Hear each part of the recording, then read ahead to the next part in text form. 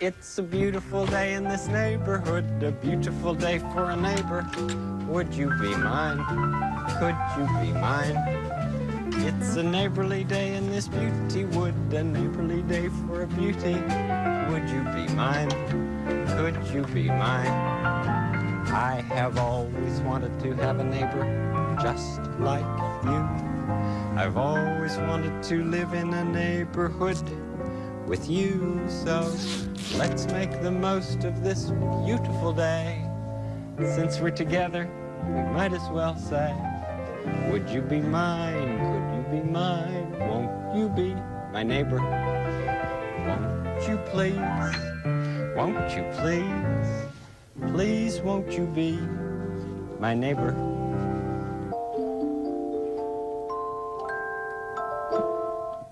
Ladies and gentlemen, boys and girls, welcome to this episode of This Old Truck Motor.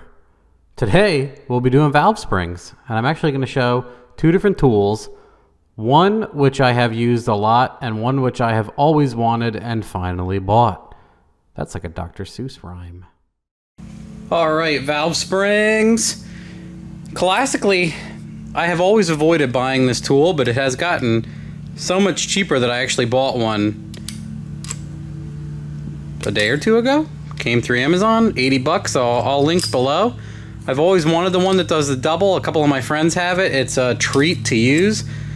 But I have used the eBay style $15 one more times than I can count. It does work. It will eventually gall up and start working like shit just because of how it applies leverage and beats up the threads and everything else. Even if you take good care of them, I've been taking good care of them, it still gets beat up.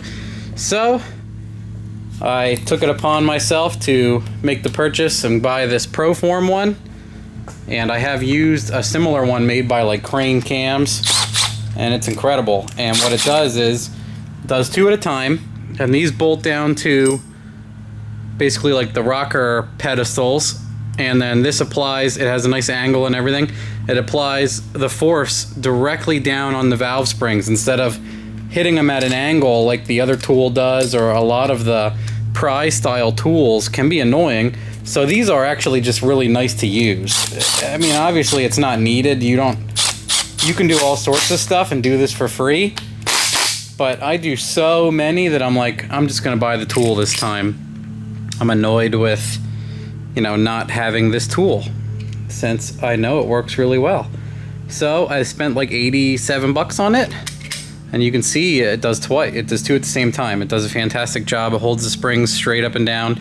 So what we're going to do today is we're going to install the PAC 1218s that I know and love, and they use the stock valve stem seal and everything. All I need to do right now is drag out my air hose and get my compression tester that I pulled the Schrader valve out of and thread it into the cylinder head to hold the valves up while we do this. Dun-da-da. So let's just angle down a little bit more and go get that air hose. Okay, well, the rest of this is somewhat self-explanatory, but let's go over the details for people that might have no clue. There are two valves inside the combustion chamber, intake and exhaust, and to do the springs on the head, basically installed, the easiest thing to do is apply air pressure through, this is a compression tester hose. I take the Schrader valve out so I can let air into the combustion chamber, and you air up the cylinder. And with air in the cylinder, I hit my regulator with about 50 pounds, which I biffed. I believe I caught it on camera. I was adjusting it to 50 pounds when it was almost empty. So by the time it had filled up, it was much lower and the valves were actually dropping down. But if you leave your compressor at 50, 60 pounds, it will hold the valves up while you use the valve spring tool to crush the springs down. Here's another quick tip.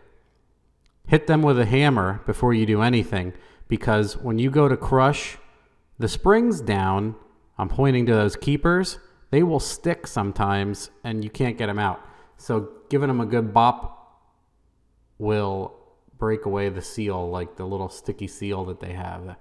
And I'm trying to think, is this when the first one I believe is the one I messed up on. Yes, you need a magnet. It's a good job someone's doing, their homework on this. And at first, I did this by hand, but this tool works so well, I don't mind using the Milwaukee impact gun on it. A lot of times I don't like using the impact because weird stuff will happen. You can tear up the threads and wear out the tool much faster than you would like. For someone like me that's going to use this tool a million times, if I beat up all those threads, I have to buy a stupid thing again, in which case if I'm just careful with it. See, I was like, man, there's like almost no resistance. It won't hurt it to spin this guy down. So you can see it does a beautiful job. Held the springs down. I'm taking the nut off. I already used the magnet to pull the keepers out. You're going to want to reuse the tops of the springs. So I go over and I grab 2 of the pack springs. Now they look pretty similar, so don't mix them up. Have a system for when you're removing them. And I'm pointing there. I'm using the stock valve stem seals. If you're using a double spring, almost always you cannot. They'll come with a different seal. You actually have to replace the seal. And then here I'm just putting the plate back in. And we're going to crush these back down. And if I could totally sidestep here, you can see the other tool rests on the valve cover, basically the top of the cylinder head, and it pushes down at an angle. And what that does is it actually angles the spring. And a lot of times it's a pain in the ass because it bends the spring a weird angle around the valve stem, and you have a hard time getting the keepers in and out, and it's only doing one at a time also.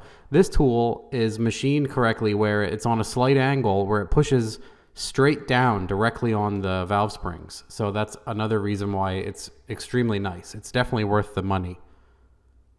And here I am just sticking the keepers back in. And then you back the tool out. Try not to lose any of the keepers. This actually, I'm using gloves so I don't have to clean my hands because my kid is so young. Taking the extra time to wash my hands or having them be filthy, I feel guilty. So it's easier to tell what you're holding on to and easier to put these back, in my opinion, with your bare hands. You're just going to get filthy. You have like a weird, for me anyway, it's harder to feel exactly when these are biting or in the right spot, but that's it. It's done. We got some valve springs already installed. So all you got to do is pop the Allen keys over and move it over to the next cylinder. I like to bop them again, just to make sure, they're actually seated in there. If it flings one of them out or falls to one side, obviously something was not in there correctly.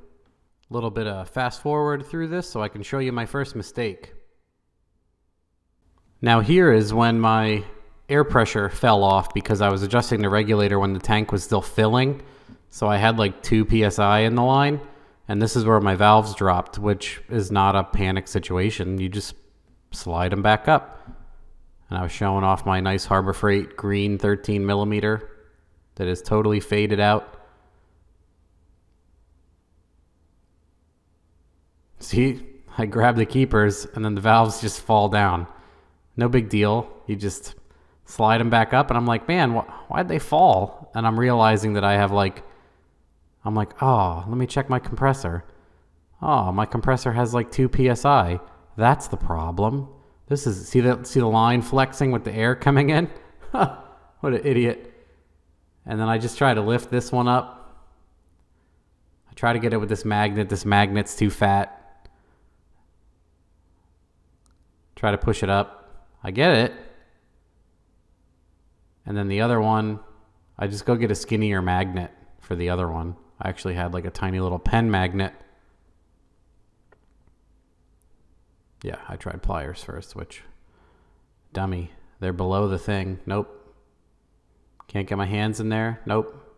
Magnet's not good enough. Nope, you already tried that, dumbass. So I get the smaller magnet. Really, I could have just backed this thing off and I would have been fine also. But, sometimes we like to struggle to know we're alive, right? Yeah, now they're holding themselves up 50 pounds. Actually 50 PSI. So I back it off and I rinse and repeat and do all the same stuff over again for all the other cylinders.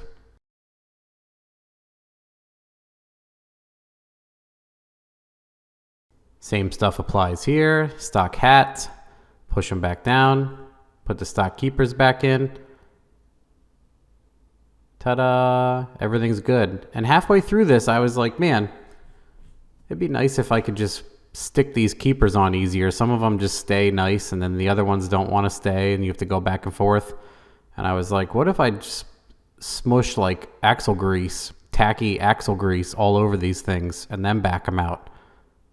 This is why I had the idea, because I struggled with this one. And I tried that for the next side, and it works great.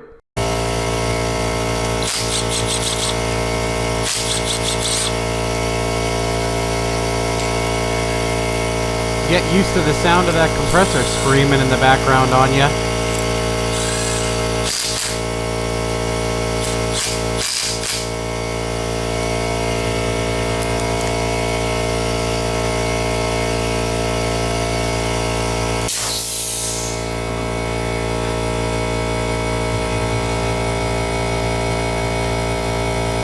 Okay, and for the last one on this side, we'll speed it up.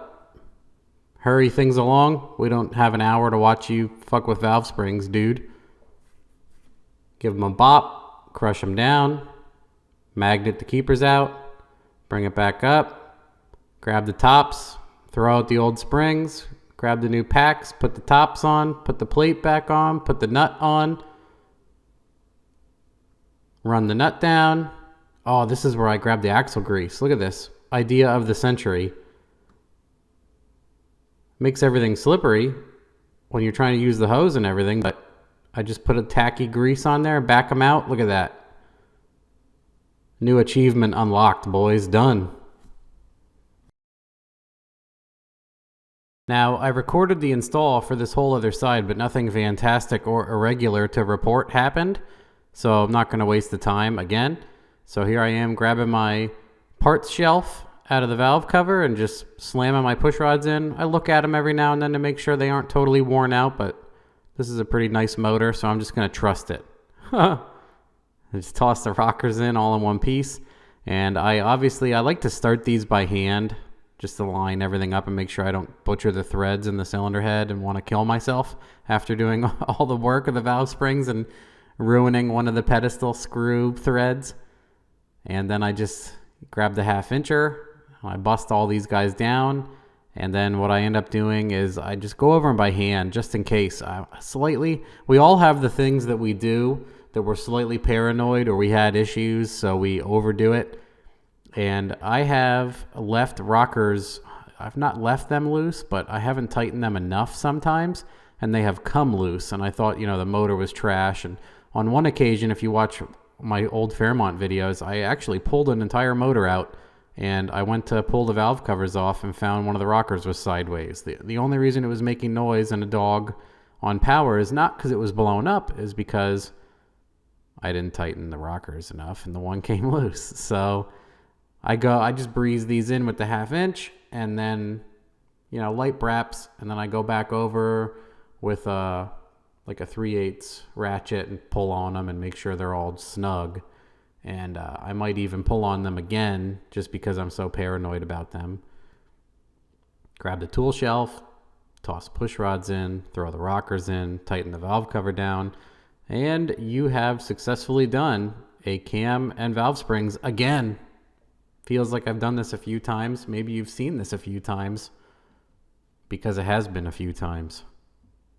And as I mentioned, just giving all these a final snuggie with a hand tool just to make sure they're all tight. Grab that last valve cover, throw them on there to conceal your shoddy work. No one will know. I won't call the police. Your secret's safe with me. Breeze those in there and you're done.